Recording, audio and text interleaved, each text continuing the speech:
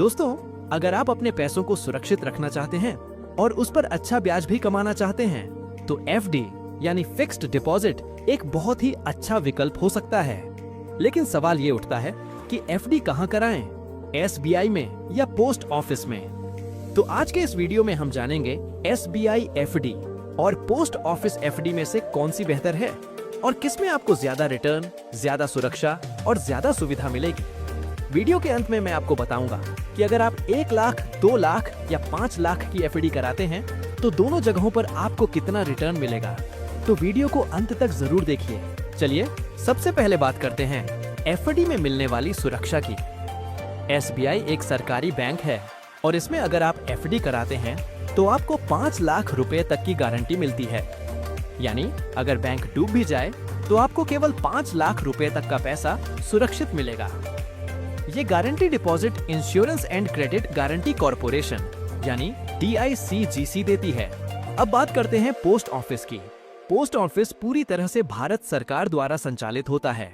इसमें अगर आप एफडी कराते हैं तो जितना भी पैसा जमा करेंगे वह पूरा सुरक्षित होता है। जी हाँ, पोस्ट ऑफिस में आपके पूरे पैसे और उस पर मिलने वाले ब्याज की 100% गारंटी सरकार देती है। यानी सुरक्षा के मामले में पोस्ट ऑफिस की एफडी ज्यादा मजबूत है। अब बात करते हैं एफडी की अवधि की। एसबीआई में आप 7 दिन से लेकर 10 साल तक के लिए एफडी करा सकते हैं। यानी आप बहुत ही लचीले तरीके से अपनी जरूरत के हिसाब से समय तय कर सकते हैं। वहीं पोस्ट ऑफिस में एफडी कराने के लिए केवल 4 विकल्प होते हैं: 1 साल, 2 साल, 3 साल और 5 साल। यानी आपको तय अवधि के हिसाब से एफडी करनी होती है। अब सबसे जरूरी बात ब्याज दर की। अगर आप एसबीआई में एफडी कराते हैं तो ब्याज दरें इस प्रकार होंगी। 1 से 5 साल तक की एफडी पर लगभग 6.3% से लेकर 6.7% तक ब्याज मिलेगा। खास स्कीम जैसे अमृत कलश और अमृत वृष्टि में ब्याज दर 6.8 और 7% तक जाती है। अब बात करते हैं पोस्ट ऑफिस की एफडी की ब्याज दरों की। 1 साल की एफडी पर ब्याज है 6.9%, 2 साल की एफडी पर 7%, 3 साल की एफडी पर 7.1% और 5 साल की एफडी पर सबसे ज्यादा यानी 7.5% का ब्याज मिलता है। यानी ब्याज दरों के हिसाब से पोस्ट ऑफिस की एफडी थोड़ा बेहतर नजर आती है, खासकर 5 साल की अवधि। अब बात करते हैं सीनियर सिटीजन्स की।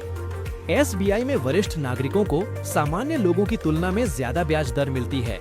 जैसे अगर आम आदमी को किसी एफडी पर 7% मिल रहा है तो वरिष्ठ नागरिक को उसमें 7.5 या उससे भी ज्यादा मिल सकता है।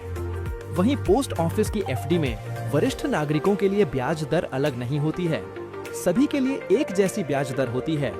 तो अगर आप सीनियर सिटीजन हैं तो एसबीआई में एफडी करना फायदे का सौदा हो सकता है। दोस्तों, कई बार हमें जरूरत पड़ जाती है पैसों की और हम एफडी को तोड़ना चाहते हैं, तो एसबीआई में 7 दिन के बाद आप कभी भी अपनी एफडी को तोड़ सकते हैं। लेकिन इसके लिए आपको पेनल्टी देनी होगी। यह पेनल्टी ब्याज में कटौती के रूप में लगती है। जैसे 1 साल से कम समय में एफडी तोड़ने पर 1% तक की कटौती हो सकती है। वहीं पोस्ट ऑफिस की एफडी को आप 6 महीने से पहले बिल्कुल नहीं तोड़ सकते। 6 महीने बाद अगर आप एफडी तोड़ते हैं तो भी पेनल्टी देनी होती है, ब्याज का 1 या 5% तक। एसबीआई की एफडी पर आप लोन भी ले सकते हैं।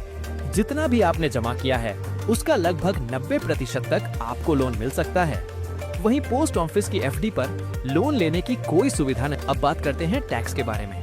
अगर आप 5 साल की एफडी कराते हैं तो दोनों ही जगह एसबीआई और पोस्ट ऑफिस में आपको 1.5 लाख रुपए तक की टैक्स छूट मिल सकती है सेक्शन 80C के तहत। लेकिन एसबीआई में टीडीएस यानी टैक्स डिडक्शन एट सोर्स लगता है। अगर आपकी साल भर की ब्याज आय 40,000 रुपए से ज्यादा होती है तो 10% टीडीएस काटा जाता है। वहीं पोस्ट ऑफिस एफडी में टीडीएस नहीं कटता है। लेकिन ध्यान दीजिए कि ब्याज आपकी इनकम मानी जाएगी और उस पर आपको अपने टैक्स स्लैब के अनुसार टैक्स भरना होगा। अगर आप नील टैक्स स्लैब में आते हैं तो आपको पोस्ट ऑफिस से मिलने वाली ब्याज पर कोई टैक्स नहीं देना पड़ेगा।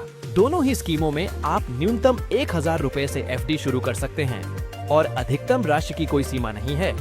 आप जितना चाहें उतना पैसा जमा कर सकते हैं। दोनों ही जगहों पर एसबीआई और पोस्ट ऑफिस एफडी करते समय आप नॉमिनी जोड़ सकते हैं। तो ये सुविधा दोनों में उपलब्ध है। अब मैं आपको एक छोटा सा उदाहरण देता हूँ, जिससे आपको अंदाजा लगेगा कि आपको कितना ब्याज मिलेगा।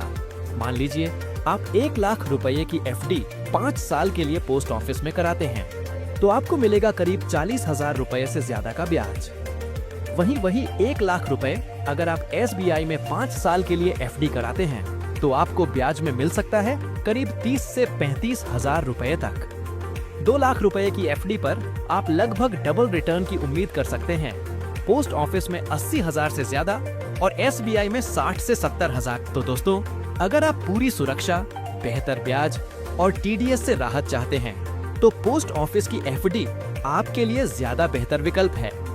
वहीं अगर आप वरिष्ठ नागरिक हैं या बीच में पैसे की जरूरत पड़ सकती है और लोन भी चाहिए, तो SBI की एफडी आपके लिए सही हो सकती है। अब बारी आपकी है। नीचे कमेंट करके जरूर बताइए कि आप एफडी कहां कराना चाहेंगे, पोस्ट ऑफिस में या SBI में, और साथ में ये भी बताइए कि कितने रुपए की एफडी का प्लान बना रहे हैं, ताकि मैं अगली बार आपको आपके अमाउंट के हिसाब से ब्याज कैलकुलेशन के साथ जानकारी दे सकूं। अगर वीडियो पसंद आए तो लाइक जरूर करिए, शेयर करिए और चैनल को सब्सक्राइब करना मत भूलिए। मिलते हैं